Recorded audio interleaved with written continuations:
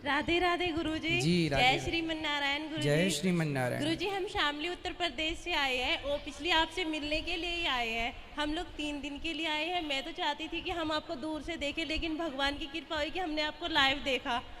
मैं आपको बार बार प्रणाम करती हूँ गुरुजी और कहती हूँ कि आप बस हमारे ऊपर आशीर्वाद बनाए रखना। वैसे भगवान की बहुत कृपा है हमारे ऊपर। और मेरे हस्बैंड का कोई क्वेश्चन है वो आपसे करना चाहते हैं। करिए। राधे राधे गुरुजी। राधे राधे।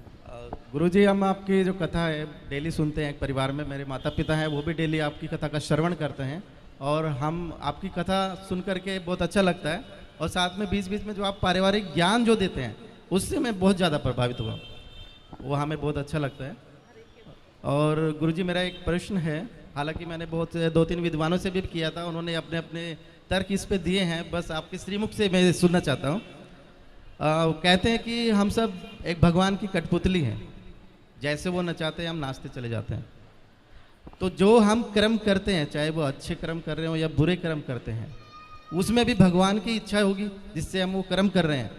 तो जब हम कोई बुरा कर्म करते हैं तो उसका दंड हमें क्यों मिलता है सर? मेरा ये प्रश्न है। बहुत सुंदर प्रश्न है इनका, बड़ा गहरा है, बड़ा अच्छा सवाल है। बहुत कम लोग प्रश्न करते हैं ऐसा, आपने प्रश्न किया है, उत्तर दे रहे हैं। सारे काम भगवान करते हैं, कहते हैं ईश्वर की मर्जी के बिना पत्ता भी नहीं हिलता। तो जब सब भगवान करते हैं तो फिर पापी व्यक्ति क्यों है? बिल्कुल बिल्कुल, है ना। हमने चोरी की तो फिर हमने वो भी ईश्वर की मर्जी से की, क्योंकि सब ईश्वर की मर्जी से हो रहा है। ये सवाल है आपका। जी जी बिल्कुल। अब उत्तर के लिए आपसे ही मैं प्रश्न करूंगा। जी बिल्कुल। आपकी एक गाड़ी है, माना कि एक कार आपकी है और आप मालिक हैं, कार के मालिक। आपने एक ड्राइवर लगा रखा है जी। आपने ड्राइवर से कहा कि गाड़ी लेके स्टेशन चले जाओ, गाड़ी लेके एयरपोर्ट चले जाओ, गाड़ी लेके मार्केट चले जाओ। तो आप जो कहते हैं आपका ड्राइवर वहीं ले जाएगा गाड़ी। जी। गाड़ी आपकी मर्जी से चलती है, चलाता तो ड्राइवर है पर मर्जी आपकी है। सही है? जी बिल्कुल। आपने गाड़ी एयरपोर्ट के लिए रवाना की, जा बेटा मेरे गेस्ट आ रहे हैं, जाओ एयरपोर्ट से लेके आओ। ड्राइवर गाड़ी लेके चला, आपकी मर्जी से जा रहा है। जी जी। पर रास्ते में वो गाड़ी को किसी डिवाइडर से ठोक देता है, तो गाड़ी का एक्सीडेंट हो गया, गाड़ी का नुकसान हो गया, गाड़ी क्षतिग्रस्त हो गई। तो क्या ये आपकी मर्जी थी? जी नहीं। आपकी मर्जी थी कि गाड़ी एयरपोर्ट जाए, पर गाड़ी का एक्सीडेंट हो गया, गाड़ी गड्ढे में गिर गई। ये आपकी मर्जी नहीं थी, ये एक मर्जी नहीं थी, ये गलती थी। किसकी? आपकी नहीं, ड्राइवर की। हाँ या ना? जी। ड्राइवर के पास दोनों थे, एक्सीलेटर भी था और ब्रेक भी था।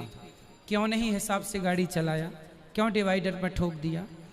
आपकी गाड़ी आपकी मर्जी से चलती है, पर जब उसका नुकसान होता है तो वो आपकी मर्जी नहीं होती है ना, वो लापरवाही होती है। उसी प्रकार ये संसार भगवान की ओर से चल रहा है, मालिक भगवान है, हम लोग केवल ड्राइवर हैं। हमारे पास ईश्वर ने विवेक दे रखा है।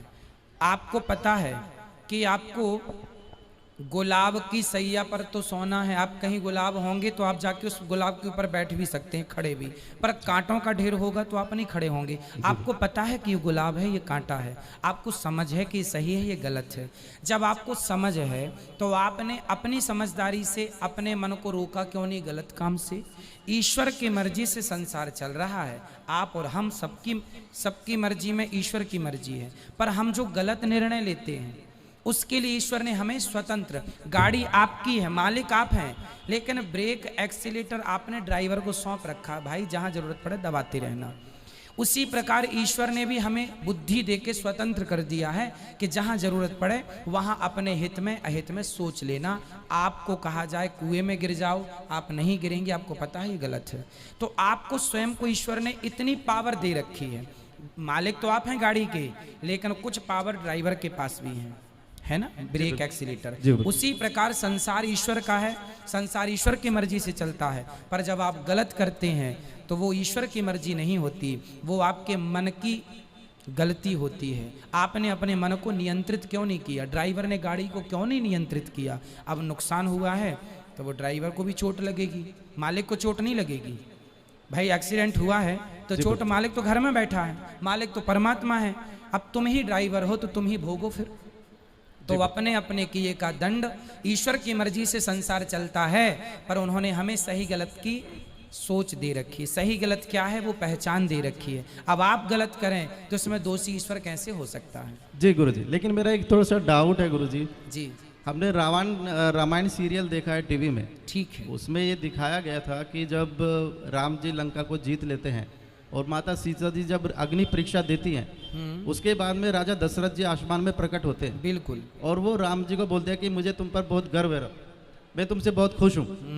तो भगवान राम वहाँ पे उनसे एक चीज़ मांगते हैं कि आप मुझे एक वचन दे दो कि आप जो है माता कैकेयी को क्षमा कर दो, उनकी इसमें कोई गलती नहीं। लेकिन वो जो आप बता रहे हैं कि एक विवेक और जो बुद्धि जो दे रखी है वो भगवान ने सभी को दे रखी है, वो माता कैकेयी को भी दे रखी थी। ठीक है। लेकिन उन्होंने गलत निर्णय लिया, लेकिन भगवान ने उनको क्षमा कर दिया। तो मैं ये कहना चाह रहा हूँ कि जब भगवान उनको क्षमा कर सकते हैं तो हम लोगों को क्यों नहीं क्षमा करते? हाँ करते हैं, आपको भी करते हैं, हमें भी करते हैं। कब करेंगे? जब शरण में कैकेयी माँ चित्रकूट जब आई थी ना, तो उन्होंने क्षमा मांग ली थी राम जी से, आत्मसमर्पण कर दिया था, बेटा अपराध हो गया, राम यदि तुमने मुझे माफ कर दिया तो वचन दो कि अगली बार तुम मेरे पुत्र बन के आओगे। वही कैकेयी माता देवकी बनी और फिर उनके गर्भ से श्री कृष्ण प्रकट हुए। तो भगवान कहते हैं तुम कितने भी बड़े पापी हो, यदि मेरे सामने आके आत्मसमर्पण कर दोगे और मेरे हो जाओगे, मैं भूल जाऊंगा कि तुमने कोई पाप किया है। ये बात लिखी है, लिखित में सुनिए। सन्मुख हो ही जीव मोहि जबहि जन, सन्मुख हो ही मतलब जब मेरे सन्मुख आ जाएगा, समर्पण कर देगा, तो जन्म कोटि करोड़ों जन्मों के पाप मैं भूल जाऊंगा। ये लिखा है जी। जी। एक छोटा सा क्वेश्चन है जी, एक जी। और। हमने सुना है कि धर्म बहन होती है, लोगों से कहते सुना है कि ये हमारी धर्म बहन है। ठीक है। ये भी सुना है कि ये हमारी धर्म पत्नी है, लेकिन हमने ये कभी नहीं सुना कि ये हमारे धर्म पति है। ऐसा क्यों सर? हाँ, पत्नी भी एक ही होती है ना। अब दूसरी पड़ोसन को तो आप कह नहीं सकते कि मेरी धर्म पत्नी है जी। अपनी कोई ना, आप पत्नी कह सकती है मेरा पति है, परमेश्वर है। वहां धर्म तो लगा ही है, जुड़ा ही है, कहने की जरूरत नहीं है ना। इसलिए पत्नी धर्म पत्नी है, धर्म की माँ बन जाती है, धर्म की बहन बन जाती है। जो बन जाती हैं वो बन जाते हैं।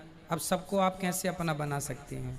बना सकते हैं, पर सबको धर्म पति कैसे बनेगा? कोई पति व्रता नारी है ना, एक पति के सिवा, एक पुरुष के सिवा पराये पुरुष पर नजर जाएगी तो समाज उसे कुलटा कहेगा, चरित्रहीन कहेगा। शूर्पणखा गई थी तो उसकी नाक कान भंग हो गई। केवल ये धर्म नारी का नहीं है, पुरुष का भी है। नारी का धर्म है कि वो अपने पति को ही परमेश्वर माने, और पुरुष का धर्म है अपनी पत्नी के सिवा पराई नारी को माँ, बहन और बेटी के रूप में ही देखे। यहाँ वहाँ देखने की जरूरत नहीं है। ठीक है, धन्यवाद गुरुजी, बहुत बहुत धन्यवाद। खुश रहो। इस वीडियो को देखने के लिए आपका धन्यवाद। वीडियो अच्छा लगा हो तो एक लाइक अवश्य कर दें। इसी तरह की वीडियो देखने के लिए चैनल को अभी सब्सक्राइब कर लें और दोस्तों के साथ शेयर करना ना भूलें।